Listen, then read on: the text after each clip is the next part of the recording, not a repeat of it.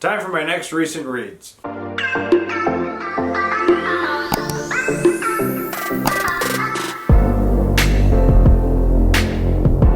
guys, welcome back to my channel. I'm Zach with Zacks Books, and today I have got my recent reads that I've read, well, most recently. I've got 5 books here that I read at the last half of September. First half I did a bunch of videos on those books already, so I'm not going to put those in a cluster video like this one. But if you want to check out Goodreads, you can hear and look at my talking of those books at some point. Or check out my channel and watch the old videos. But yeah, anyway, down below we're going to link these 5 books, and as well down there is the Patreon, the podcast, Danielle's channel, Bookstagram, all that fun stuff down there. And as always, don't forget to like, comment, subscribe, and let's get into the first book. Alright, first up is Thinner by Richard Bachman / Stephen King. This eventually is going to be getting its own video because as I'm going through and rereading the King books, I'm kind of making a stockpile of like rant reviews for them, and this is one that I am still yet to record and film. But this book I am giving 5 stars. It's my second favorite Bachman book, I will say. Mainly, The Long Walk is still my favorite. That one was really good, and I think I've read that one 3 times. Maybe only 2, I don't remember. I thought I've read it 3 times. But I absolutely love that book. But Thinner is also a really good book. It's really creepy and has really like eerie atmospheres in it. We're following this lawyer named Billy Halleck, and basically is this really obese guy, even though they only depict him at like 230 pounds. But anyway, basically what happens is an accident happens involving a gypsy and Billy and his wife, and ultimately the gypsy woman dies, and what happens is he gets cursed. And the curse happens like right away, where in the movie like it kind of some stuff happens first and then the accident happens, but in this like he gets cursed like right off the bat, like right away. The guy says thinner. And so this whole book is basically him. He starts losing weight and he's not really doing anything, and so everyone's trying to like figure out what it is, and he has this feeling that it's something to do with the gypsy man who touched his face and said thinner, but like nobody else is believing him. Like they're like, oh, what's your secret? You know, it's got to be something like this. Eventually they think it's a tapeworm, and he's kind of in a struggling marriage, and I'll talk more about this in my rant video with this, because I have some things I wanted to talk about where obviously the book is going to be different than the movie in most cases, but this was similar, but there are some things that I don't know if they were mentioned in this book or not, but I felt like there was some tension with some characters in this, but I'm not going to go too deep into that in this video. I have other books I need to get to.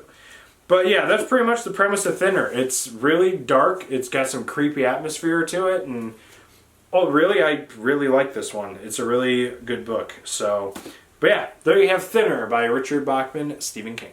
Next up is Jurassic Park.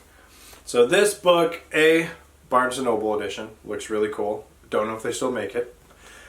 It also has The Lost World in it, which I need to read that eventually too. Jurassic Park, I did a reading vlog with this. Check it out up here if you want to check it out. So I will try and keep this one brief as well, because I have a lot of thoughts in that video. So in this book, we're following a bunch of different scientists and a lot of different paleontologists. Oh, I remember that. Thanks, Ross. And basically like their whole shtick with undigging up dinosaurs. There's this scientist guy who has this theory of bringing dinosaurs back, and at the start of the book we have this little girl who gets attacked by what people are thinking is a chicken, and it's a little dinosaur. And it's, if you've seen Jurassic Park, it's almost pretty much spot on. I will say part of this first book I feel like was split between a couple of the movies, and I think I mentioned that in my video, because the little girl at the start of this book I think is the girl from the start of the second movie. One of my friends said it was the third one, but I don't think that's right, because I think the third one starts with a guy on the raft getting attacked by the pterodactyl. But I digress. I really love this book. I gave it 5 stars, And it's definitely in contention for one of the books of the year. I feel like I say that almost every other video I talk about it at this point, honestly. But Jurassic Park was definitely a really good book. There's a lot of scientific stuff involved, a lot of like science-y terms used, but all in all, it's a dinosaur book, and it's a survival book. And I really like this. Dr. Grant is a really cool character, and literally Ian Malcolm, Jeff Goldblum, like, such a good character. Like, I really liked him in this book. Like, I know he came across as snarky at times, but like, ultimately his thing, what he said at the beginning, was correct. His theory was correct. So, and if you've seen the movie, you know what the theory is. But yeah, very good book, very solid storytelling. I think this is the second or third Michael Crichton book I've read. When I was in school, I read The Andromeda Strain, and I really liked that one, but that's been so long. And I think that one came up with a sequel, but I haven't read that one yet. The Andromeda something. But anyway, Jurassic Park, Michael Crichton, 5 stars. Really solid book. Next one up. This is I Found the Boogeyman Under My Brother's Crib by Ben Farthing. So, this book, Ben Farthing sent me this book, and he actually autographed it too. So, thanks, Ben. That was really cool of you. Ben Farthing is becoming my Keelan Patrick Burke, dude. Like, Keelan Patrick Burke, I'm sure he's probably had books come out, but I just haven't really been following them. But Ben Farthing has slowly crept into the game of, like, my favorite short story author.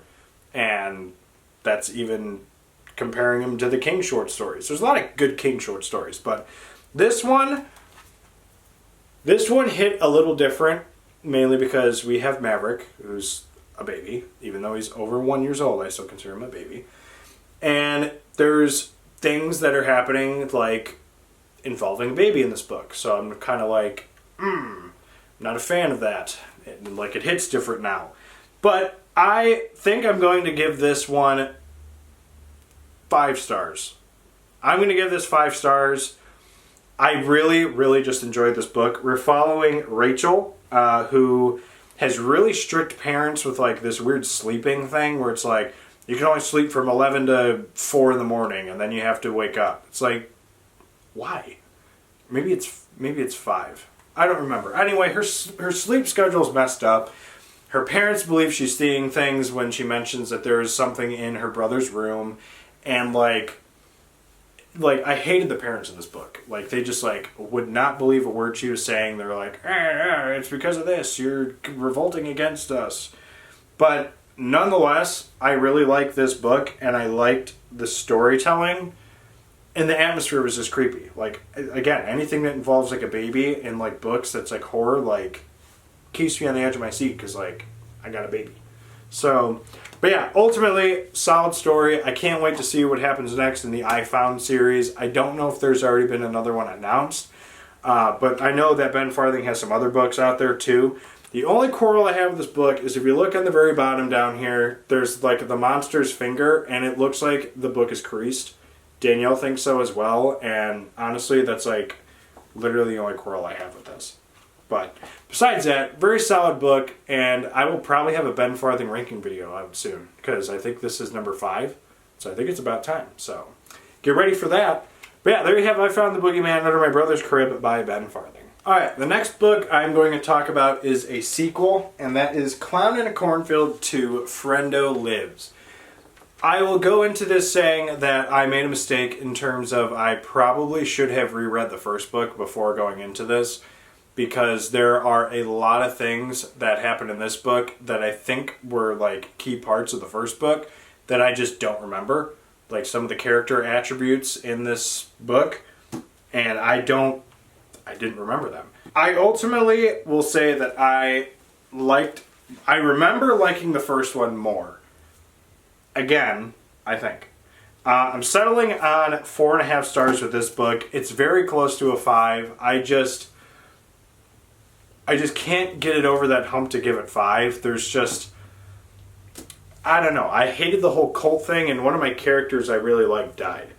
And I was very, I don't want to say like upset, but I definitely was like turning on to this character because she was like just brought in and was like this new person, and like you're expecting like great things from her, and then all of a sudden just like If you've read this book, I believe you'll know which character I'm referring to. It happens about like halfway to 3/4 of the way through the book, I think. But this definitely leads into there being a third book, which there is a third book. And I want to say it's the Cult of Friendo, or the Church of Friendo, or something like that. So I'm excited to continue this series, and I definitely will say that Quinn is starting to become one of my favorite. Well, see, a couple of people survived, so I don't know if she's really a final girl, but I'll call her a final girl just because I feel like calling her a final girl, and that's a trope that really has not hit well for me, so me liking one, I guess, is another positive with this series. So I'm going to call her a final girl, even though some other people survived. Whatever, at me. But yeah, I really did enjoy this one. I just, like I said, I know like one character death should not be the biggest issue, but I just really thought there was going to be a lot of like good things coming from this person, and then all of a sudden they're just offed. So wasn't a fan of it, but there is a third one, and I'm definitely going to be reading that one. So we'll see what happens in that one. But there you have Climbing in Cornfield 2, Friendo Lives by Adam Caesar. Alright, the last book I'm going to talk about. I have got some beef with this book. I'm going to put that out there right now, and I'm going to try and keep this brief because I don't want to get too far into this. Anybody Home by Michael J. Seidlinger. This book is basically, I gave this 2 stars. I really had issues with this book.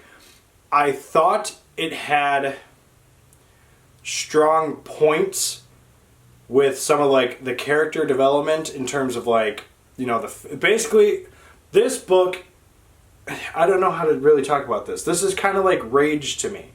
Like, it's a book about something that's bad, but like the only difference is this book was also like not that great. Like, it's basically a book explaining how home invasions work and like what to like look for, what to do. So it's like I partially feel like this could end up being a banned book one day, like completely honest. Like I need to stop talking about this book. It's basically about home invasions, what to do during home invasions, like as a home invader, and like what to look for, what's an easy target, what's, you know, like what's this and what's that. Like, I don't know. That's how I viewed this book. If you viewed it differently, let me know in the comments. Try and keep it tame. And I don't know. I just was not a fan of this one. I just thought there was like, I don't know. I wasn't the biggest fan of this book. So, but there you have Anybody Home by Michael J. Seidlinger. Alright, so these are the 5 books I read most recently at the end of September. And again, very mixed month. I read 11 books in total, which is pretty good. I believe I'm at my goal. If not, I'm already close to it. So I'm getting very close, and I'm very excited because the last 2 years I've missed my goal. So, but yeah, very good stuff. We'll have these linked down below if you're intrigued with any of them. Also down below, Patreon, podcast, Danielle's channel, Bookstagram, all that fun stuff. And let me know in the comments what you read the month of September. If there's anything you're looking forward to for the rest of the year, maybe. Any suggestions.